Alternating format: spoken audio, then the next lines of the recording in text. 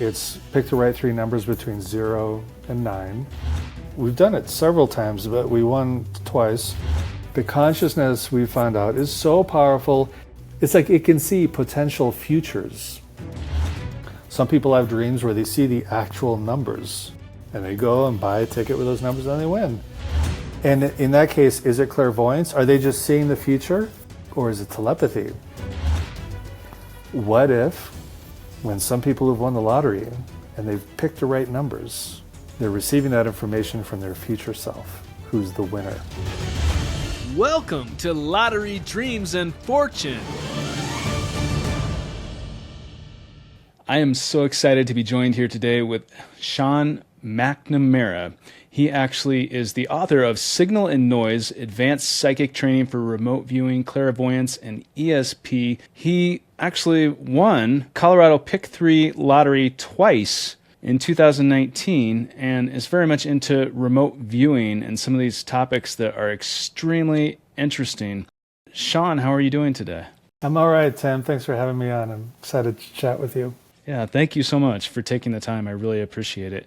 For people that are not yet familiar with your work or what you do, how would you describe that? I guess the easiest way to put it is I'm a psychic trainer. I help people explore consciousness in various ways through different psychic abilities, and I've been doing that for quite a few years now. And it's just a lot of fun. It's a way to help people experience their intrinsic abilities. So I don't give anyone any powers. I just have techniques to bring out what's already inside of them. And that usually builds confidence and a sense of wonder in their life. Have you always known that you were psychic? Did that start from childhood, or? I didn't think about it too much growing up. It was something that occurred just at the end of my formal spiritual search. So I grew up as a Catholic, but I was not satisfied with a belief-based system, being told what to believe. But I was concerned about the afterlife because as a child I had appendicitis. This was when I was about 7 years old, and realized my mortality at that point because I almost died. And that's where I had developed a problem with being told what to believe, especially about the afterlife. I wasn't satisfied. So I started studying other traditions and other religions and found that even though some, like Buddhism, claim to not be faith-based but experience-based, there is always some element of belief there. And I wasn't satisfied. I really wanted to find some experience that would show me that we are more than our physical bodies, that something in me would endure after my death. And no religion was able to really give me a satisfying answer. So what I did was start reading books about how to have an out-of-body experience. And some of them had really great instructions, and I just trained myself every day for months, and finally had my first out-of-body experience, and then several in a couple of years after that. But that very first one freed me from my fear of death. And some people might not think that the out-of-body experience is necessarily a psychic phenomena, but I think it is an experience of consciousness beyond the physical body. And of course, any psychic phenomena could be regarded that way, an experience beyond the physical, of obtaining information from who knows where, but not from our physical eyes and not from our physical ears, but from some other channel of information. So after spending a lot of time dedicating myself to training in the out-of-body experience, I started exploring other psychic abilities. And the next one I really focused on was telekinesis, also known as psychokinesis or mind over matter. And I spent a long time on that, learning how to move a very small object, a little piece of tinfoil covered in a glass dome, moving that with my intention and attention. And then I started learning about remote viewing and spent quite a bit of time learning that and then teaching it to others. And then currently I'm focused mostly on telepathy, but I find that at the root, these are all basically the same thing, the experience of consciousness in a non-physical way. But it was the remote viewing that really got me more involved with how to apply this towards lottery. So I'll stop there in case you want to ask me something before I go into that. Yeah, I have a million questions for you, and this is all so interesting. And a lot of people watching and listening today are interested in the lottery. which I do want to ask you about in just a moment. But you mentioned that you almost died at age 7. What happened with that? I had waited too long. I hadn't complained enough to my parents that I was in so much pain that when I finally got taken to the hospital and they did the surgery, like my appendix burst as they were pulling it out of my body. And it wasn't like I was going to die instantly, but if it bursts while it's in you, it causes really bad infection, and if you don't get that treated right away. So I was told this as a child, like, wow, you're lucky that we got to you when we did, otherwise you'd be dead. Which is a pretty strong thing for a 7-year-old to hear. And that's, so it was in the back of my mind growing up, this thing about, yeah, I'm going to die someday. I almost died once, I could almost die again. And I started asking the bigger questions about life and about reality because of that incident. I can completely understand how that could do that to a person and to you. But I do want to jump into this Colorado lottery pick 3 win in 2019, because I read that there were 2 wins in 2019. So what exactly happened? Yeah, so I've had this group of friends here in Denver that we get together every once in a while and just have fun with psychic abilities. And it's really great working with the same group of friends year after year because we get to know each other, we're really comfortable with each other, we trust each other, and they're willing to try these crazy experiments with me. And I had tried to use remote viewing for the lottery in the past for one of the big lotteries, which requires getting all 6 numbers, right? And that's a really big challenge. But I thought, why don't we try something more manageable, the pick 3. So for those who are not familiar with the pick 3 lottery, it's pick the right 3 numbers between 0 and 9, and then you win the jackpot. And it's a small jackpot, right? Because almost by chance you could pick the right 3 numbers. So it's like an $80 jackpot. So it's not huge. But that's not why we were using the pick 3. Of course, we weren't in it for the money. It was just a good training exercise that, can we predict a future accurately enough? Can we predict the right 3 numbers out of 10 that would be drawn at the drawing time? And can we use something called associative remote viewing to predict the future? So a lot of people who are familiar with associative remote viewing know that it can be used to predict the stock market. It can be used to predict the outcome of football games, or actually any sporting event. If there's going to be a winner and a loser, or if with the stock market it's up or down that you're trying to predict, you can predict that with associative remote viewing. With the pick 3, it's more complicated because we're trying to pick 3 numbers that are drawn, and that also means we have to predict 7 numbers that will not be drawn. So it's more complex.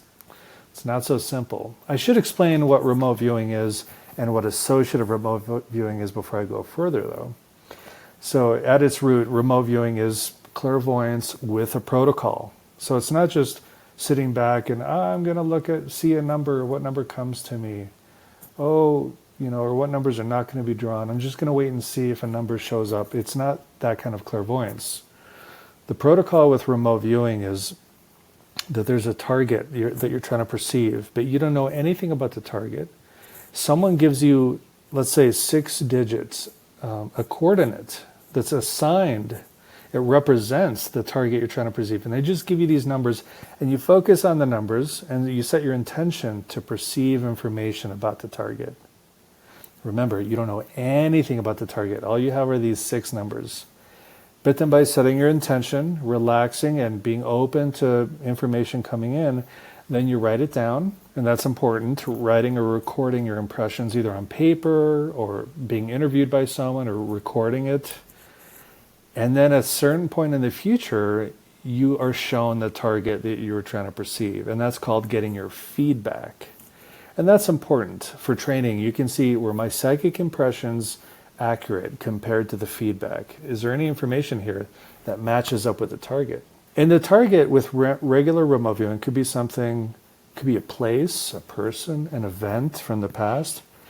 But the feedback has to be real and accurate, like a photograph or a video or something. There has to be something for you to compare your impressions to so that you know you did a good job and that you can learn from it. So you hear, especially on social media, people doing remote viewing to see what's going on at some other galaxy, and that maybe human satellites haven't even gotten there yet, and someone's getting impressions about what's happening at that galaxy. Well, there'll never be feedback in their lifetime to see if they were right or wrong.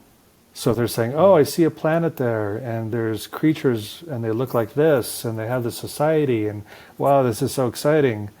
Well, how do you know if it's not just imagination? Or how do you know you're accidentally reading someone else's mind? Maybe there's a sci-fi author in your the next apartment over, and you're reading his mind because he's thinking about some other galaxy. So you need feedback. You need good feedback to compare your notes to. And that's basically remote viewing in 3 minutes or less.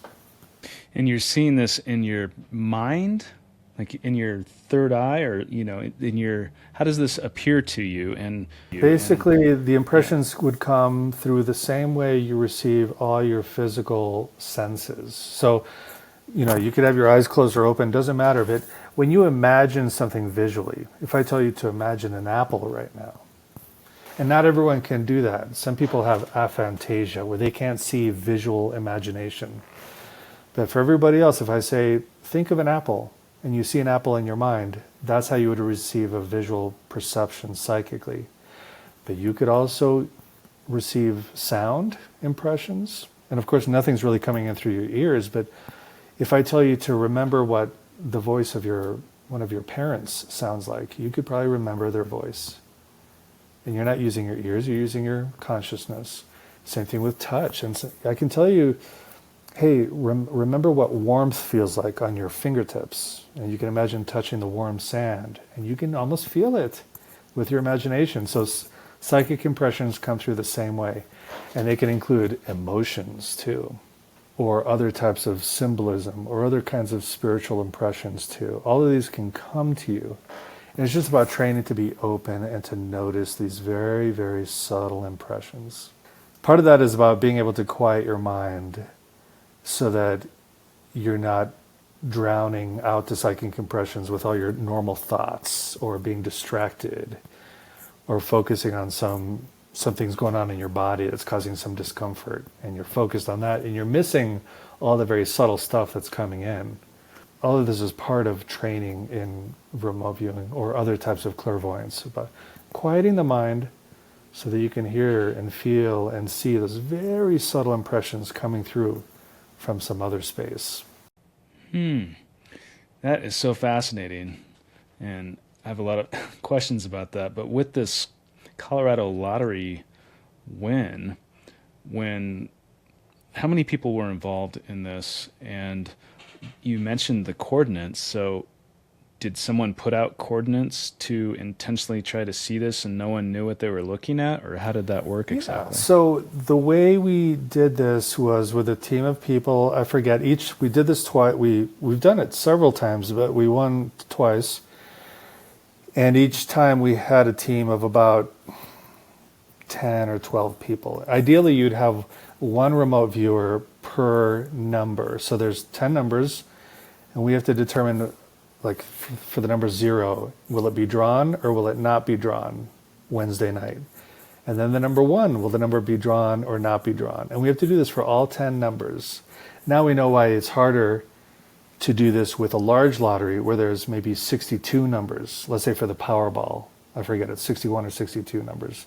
Ideally, you'd have at least 61 or 62 remote viewers, and each one would be randomly assigned one of those numbers to see if it's drawn or not drawn.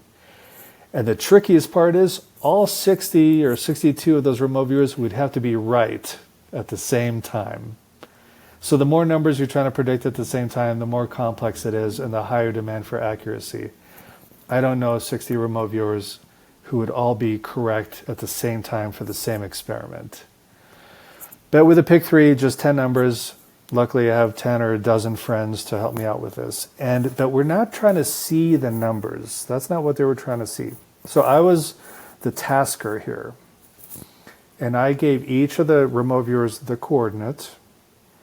And the coordinate was assigned to not one potential target, but to 2. So let's say the number 0. I decided if the number 0 will be drawn on Wednesday night, I will show the remote viewer in the future, I will show them, let's say, a picture of an airport if it's drawn. But if the number is not drawn on Wednesday night, I'm going to show them a picture of a scene from the zoo, let's say the Denver Zoo. So I will be showing them their feedback after I know if the number 0 is drawn or not. So that means today, when I give them this coordinate, they're focusing on a target that isn't determined yet. It will be determined in the future. And so they start to receive these impressions of the picture that they'll be shown on Wednesday night after the numbers are drawn. And as a tasker, then I look at their transcript and I compare it to the picture of the zoo or the picture of the airport. And if their notes look like the airport, that means that the number 0 will be drawn. But if their notes look like the picture of the zoo, then I know that's telling me that the number 0 will not be drawn. So in a way, we're like breaking the rules of time. With this technique, I'm having the viewer, use our clairvoyance to look into the future. And again, they're not supposed to tell me if the number 0 will be drawn or not. They have no idea what number has been assigned for them.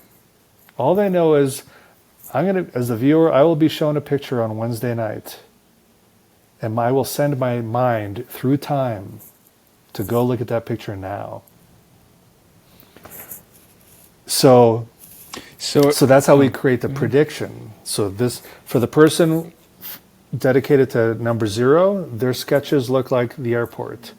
So number 0 will be drawn. Then I go to the person who gave me notes for the number 1. Oh, their drawings look like this target that represents that the number 1 will not be drawn. So that's our prediction, that the number 1. And hopefully only 3 of the numbers are predicted to be drawn, because it's the pick 3. And that 7 numbers will be predicted to not be drawn. And in a perfectly clean experiment with associative remote viewing, that's what we would have. We'd have 3 predictions of numbers being drawn and 7 not being drawn. Well, and I don't remember the details, but they are in the book, Signal and Noise, with all the photos of the targets and everyone's transcripts. All the photos are in there. We were not that perfectly accurate. But the benefit of the pick 3 is, if there was a question, like maybe we predicted 4 numbers that were going to be drawn, well, we could afford to buy a combination of tickets, and then hopefully the right 3 numbers on one of those tickets would be right. And that turned out to be the case both times. So it wasn't the prediction was not exact, so we had to buy multiple combinations of the most likely numbers. And then that's how we got the winning ticket. And it's tough because sometimes their transcripts were great, a really strong match for one of the images they'd be shown in the future. But it turns out that they were shown the other image because what really happened was different from what was predicted. So maybe we predicted the number 0 would be drawn, but in fact it was not drawn. So I had to show them the other target image. But why did their mind show me the other image instead? That's the tricky part. And there are different explanations for that. Maybe the other image was more interesting to their subconscious mind. Maybe they liked the photo of the airport more than the photo of the zoo, because that's how powerful the consciousness is. We hope that the consciousness only goes into the picture that they're shown in the future. The consciousness, we found out, is so powerful, it knows both possible images. It's like it can see potential futures, and it'll bring back information from one or both of them. It's like a naughty little person who's like not playing by the rules. I just want you to show me the right photo that you'll be shown, and sometimes it'll bring back information for the alternate target. So it has to be strengthened, right?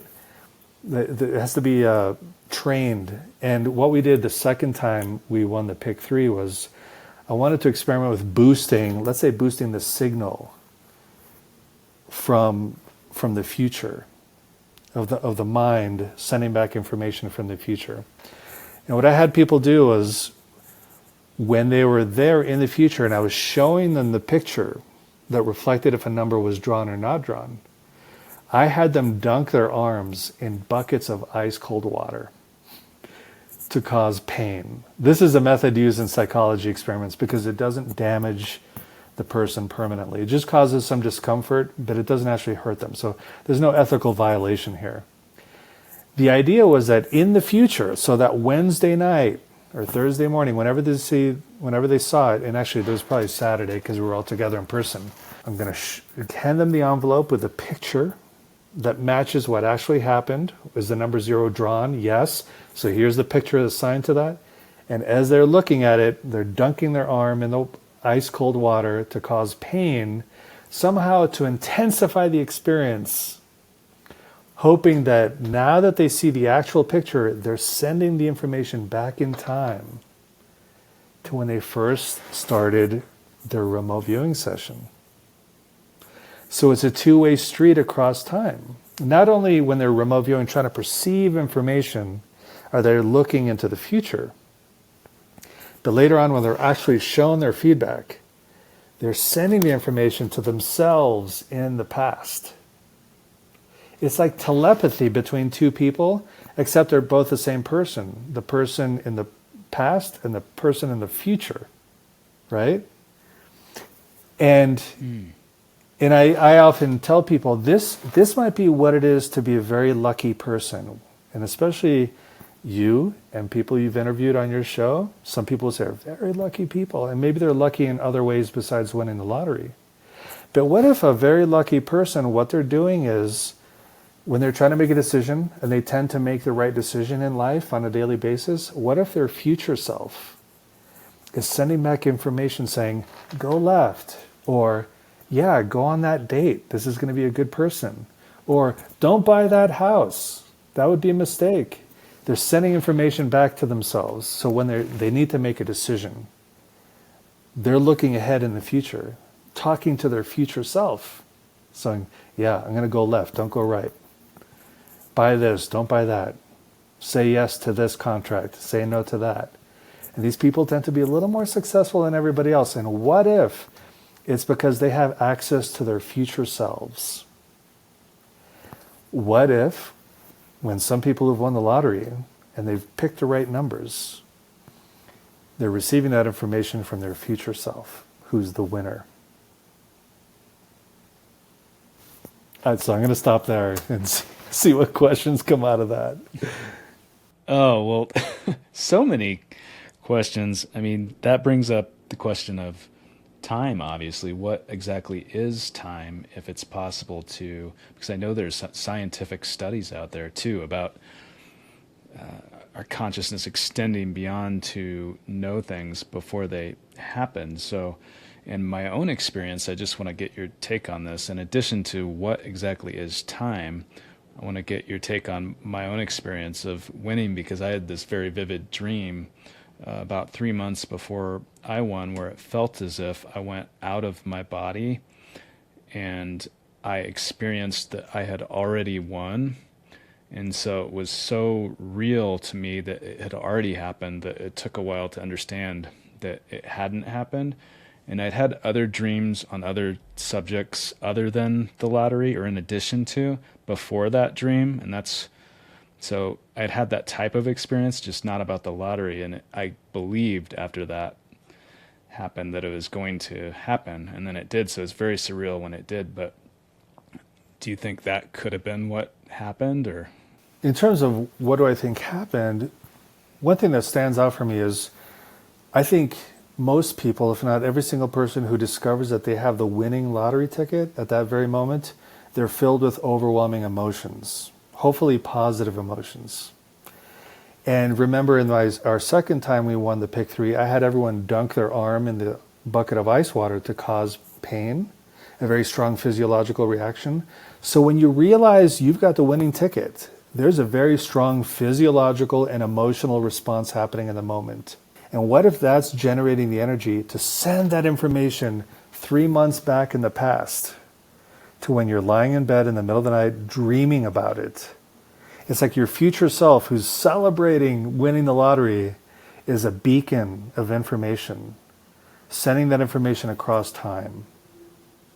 And so 3 months prior, you're lying in bed having this beautiful dream and really feeling it. It's like you and your future self are communicating because of the power of that, the emotion and how it's going to affect your life. The meaning involved, it's so meaningful. And meaning is a really key topic here, because we also don't win a lot with our remote viewing experiments. And I have this theory that I think there's something bigger than us at play here.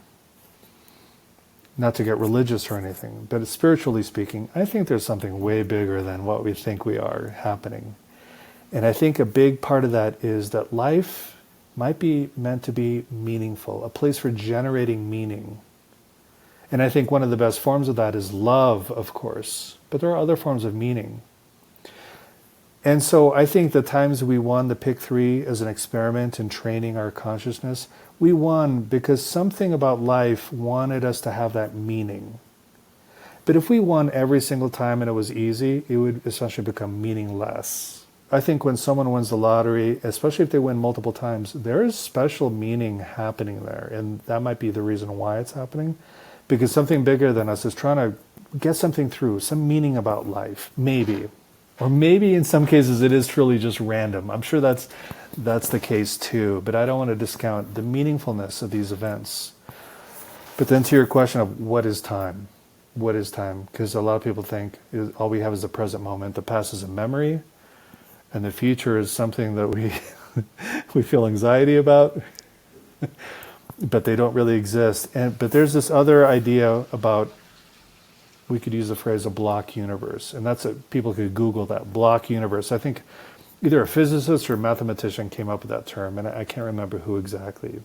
I like to use the example of, imagine a big bowl of Jell-O, and let's say you shove a raisin over here in this block, and that's May 28th, 2025, and then you shove a raisin over on this side, and it's June 31st, 2028. They're both existing at the same time in this block of Jell-O. The past, present, and future are all coexisting in this multi-dimensional space. So we don't live in 3D with depth, height, and width. We live in a 4D space with time. Time is that fourth dimension. So that's just one way to think about it. And so that fourth dimension includes the past, what we with our small human brains consider past, present, and future. But we think the present is the only thing that's existing. But what if they're all existing at the same time? And that's what would make you, maybe when you were dreaming, you're that raisin on this side of the Jell-O, and the you from 3 months in the future who was holding the winning lottery ticket is the raisin in some other part of the Jell-O. And they're both existing at the same time. And for some reason, maybe it's the generation of special meaning, which is a gift of being human, that we can feel meaning, there was a communication between those two raisins, your past and future self, at the same time, because they're coexisting. I mean, it's kind of mind-blowing, it's difficult, maybe it's not even true. I'm okay with being wrong about this, but it gives me a mental model, a way to grasp, how do these psychic abilities work? How do people have dream telepathy or dream clairvoyance? You predicted through your dreaming that you were going to be a lottery winner. Maybe you didn't predict it, so to speak, but some part of you, looking back, you might say, yeah, I think I did predict it. I think I knew it was coming. I felt like it already happened. Some people have dreams where they see the actual numbers, and they go and buy a ticket with those numbers and they win. In that case, is it clairvoyance? Are they just seeing the future? Or is it telepathy? Because are they talking to another person, meaning their future self? Like they're doing telepathy with themselves across time and getting the numbers that way. And would that be like with our future self, what people refer to as the higher self, or? I hate to Right. use the word God, but this greater consciousness that some people believe we're Not all a part yet. of. It's still just an ordinary Mm. you, like you are right now. There's a regular you somewhere in the future in this block universe. So they're still not at that level of higher self. However, in terms of higher self or God or universal consciousness, there's got to be something that's holding it all together. What allows that communication to flow through? It's not something physical, right? It's some other type of information transfer. There's something bigger than us that we're part of that's allowing for this transfer of information. We could call it a medium of some type, like electricity can flow through water as a medium. It can flow through metal as a medium. Gold is a really great way for electricity to travel. What is it that allows the signal to travel from you from 3 months ago to you when you're holding the winning lottery ticket? What's the medium there? And maybe that is the higher self. Maybe that's God. Maybe that's consciousness on a very big scale, you know.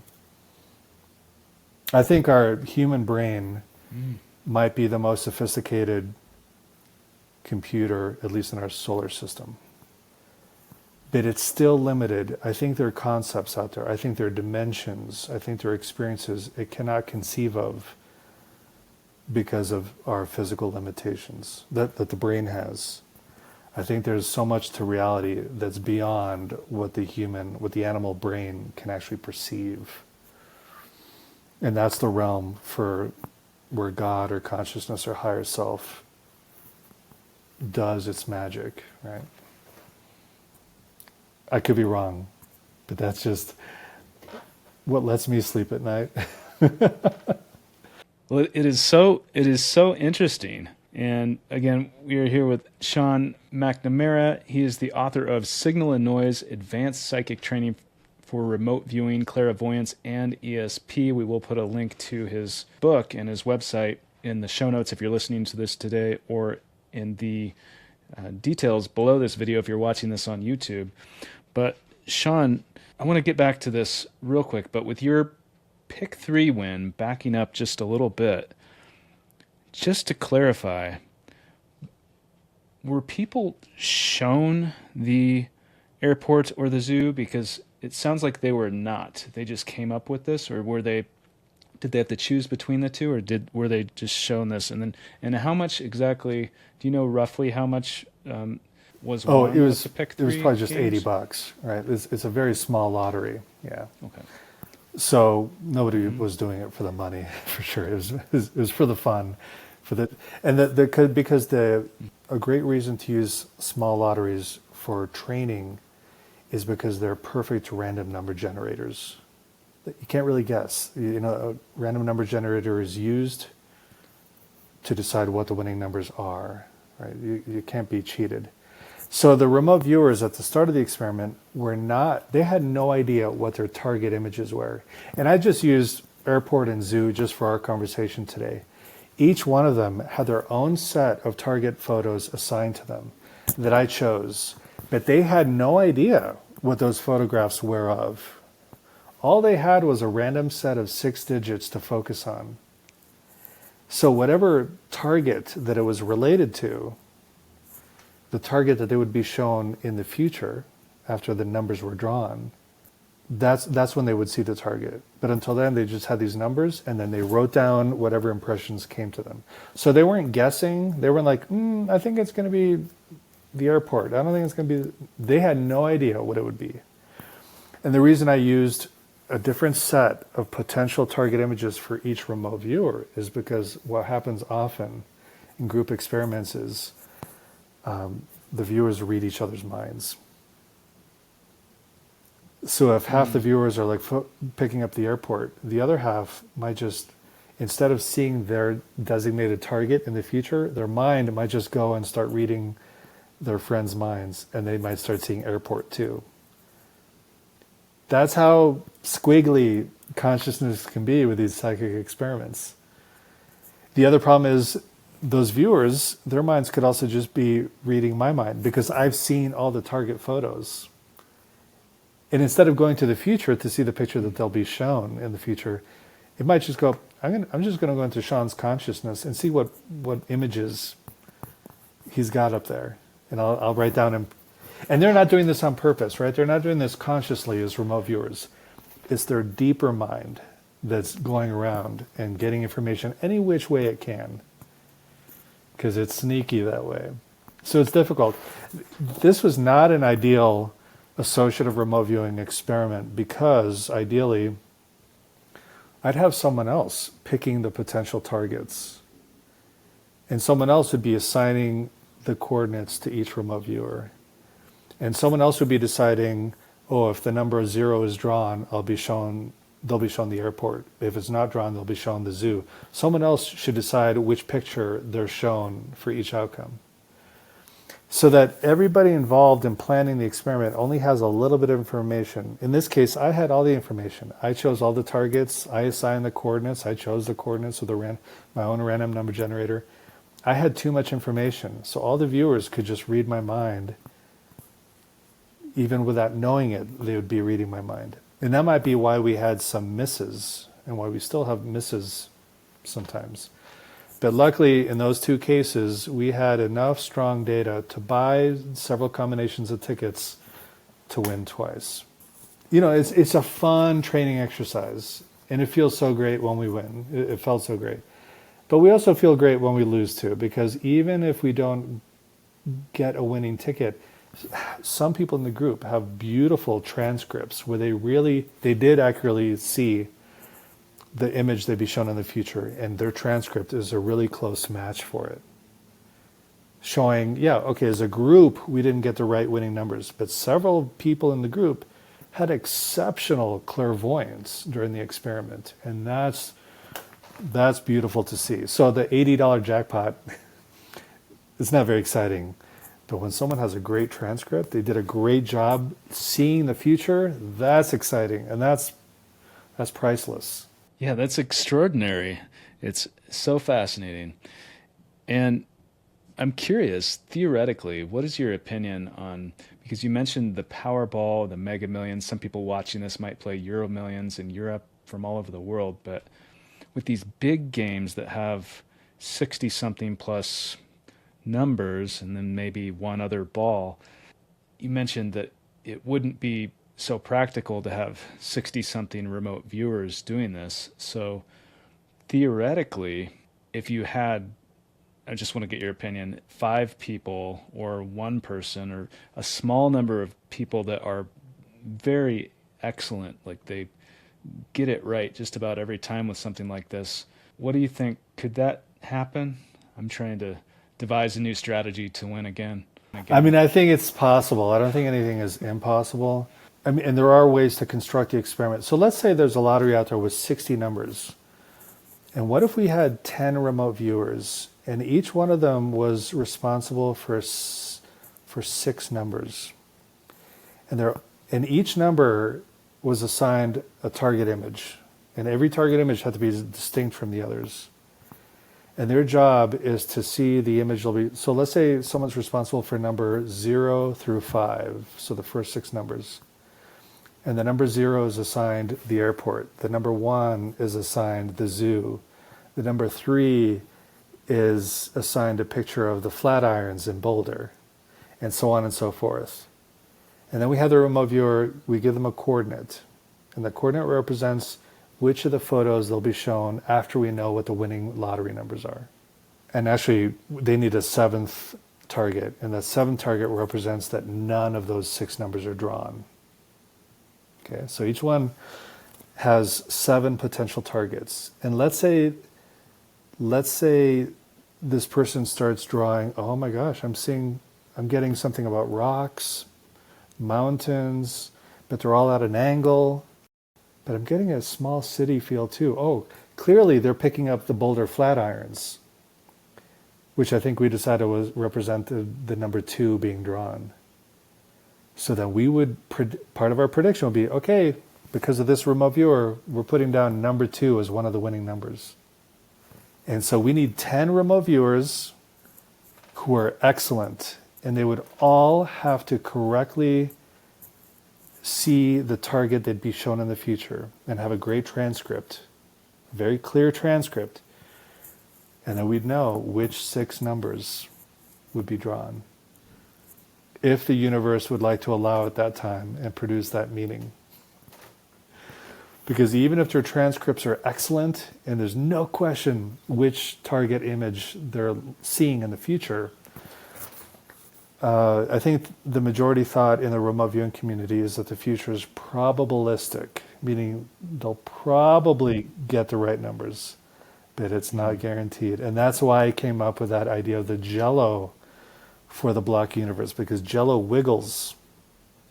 And for highly volatile events like lottery numbers or dice, or if the wind in my backyard is going to blow left or right, very volatile things, even though right now the prediction looks so good that the number 2 will be drawn, just like that, the jello could wiggle in the universe and it changes, even though we had a great prediction.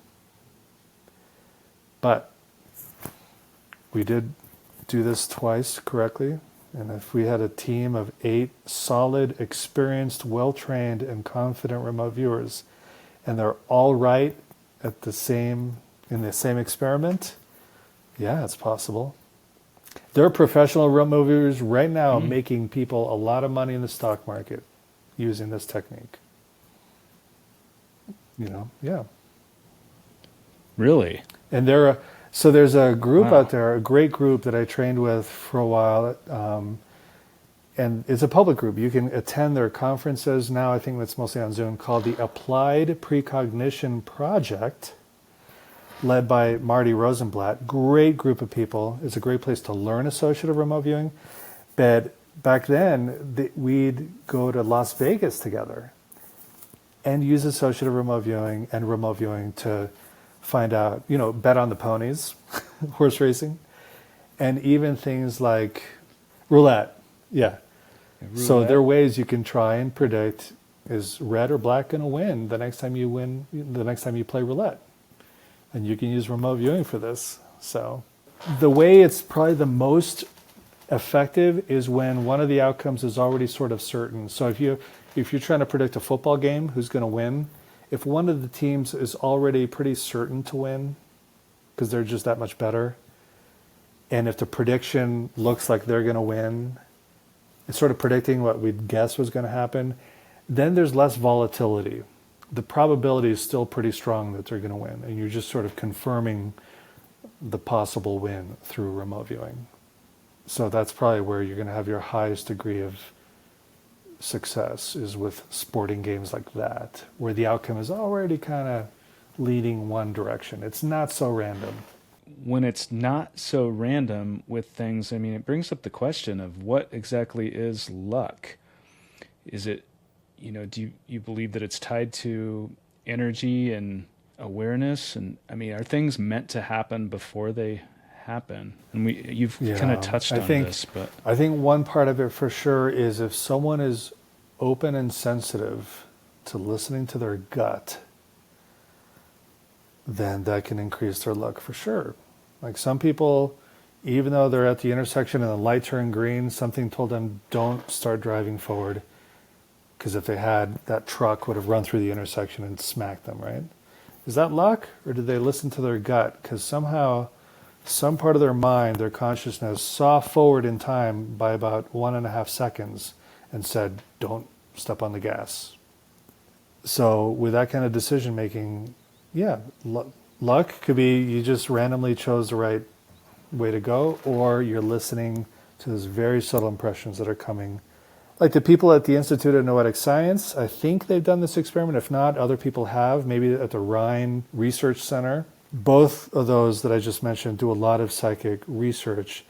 And one of them, I think, has done this experiment where they wire up someone to watch a monitor and to see how they respond before they're shown a scene on the monitor. And sometimes there's nothing shows up and you can tell that they're not responding. And in some cases, they're shown a very violent scene or a sexual scene.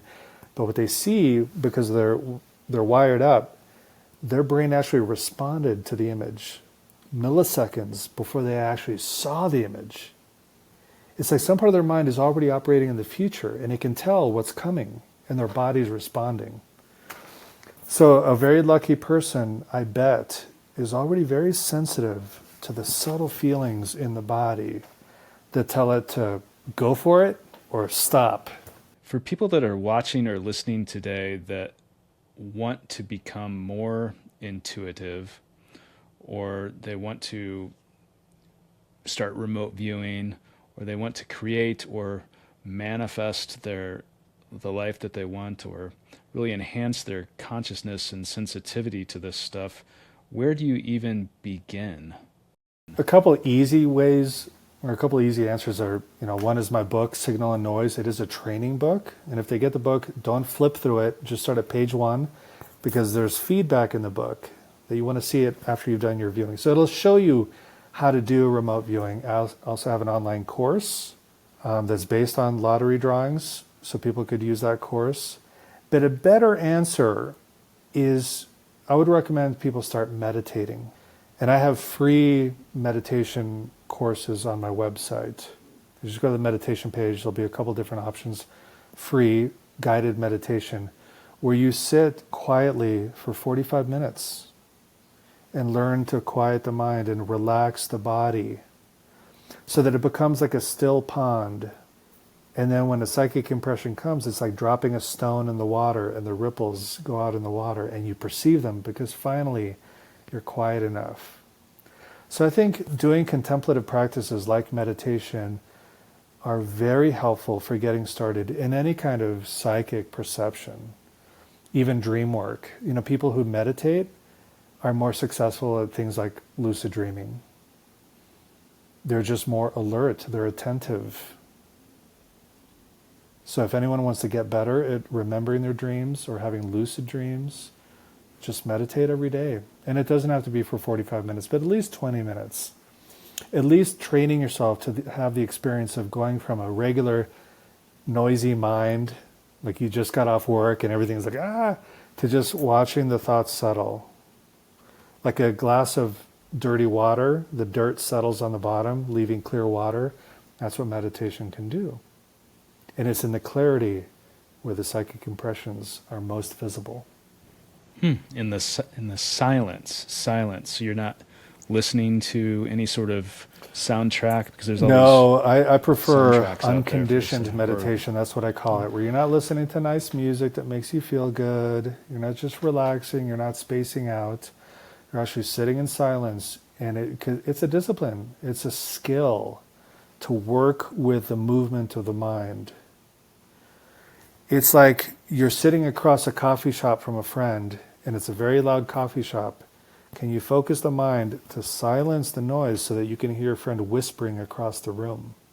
That's a different kind of meditation versus I'm going to listen to binaural beats or to a new age music. It's a lovely experience.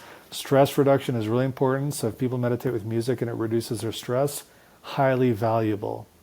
But for psychic perception and spiritual work, meditating in silence and working at finding the silence and resting in it, which really isn't about working, it's about allowing and relaxing, and things become silent on their own, and not getting attached to the thoughts that come and go. So different skill set than just sitting there listening to nice music.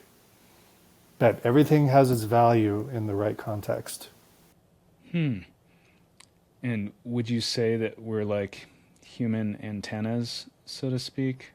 I mean, where's this information can be coming from our future selves, but we can pick up information from anything? We probably pick up information without even knowing it all the time, by the people we're surrounded by the environment, by what's happening across the world.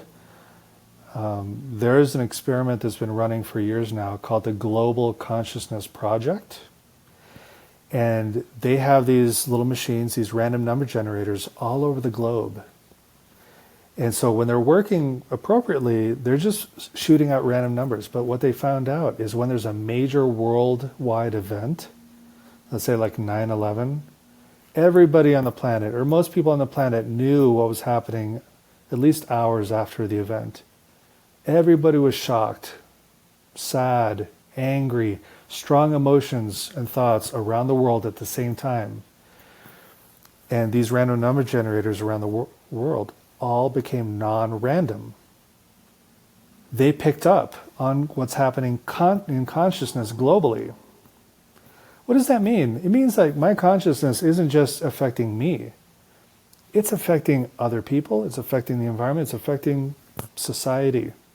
So people can just Google Global Consciousness Project to learn about that experiment. And I think it's still running, and there are other great examples of how it picked up on the world's perception of an event.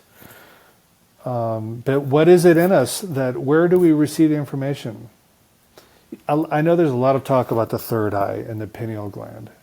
I look once in a while. I don't think there's any definitive scientific study saying that that's where psychic information flows.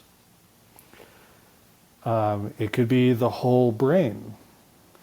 Some people have the theory or the hypothesis that our DNA is the antenna.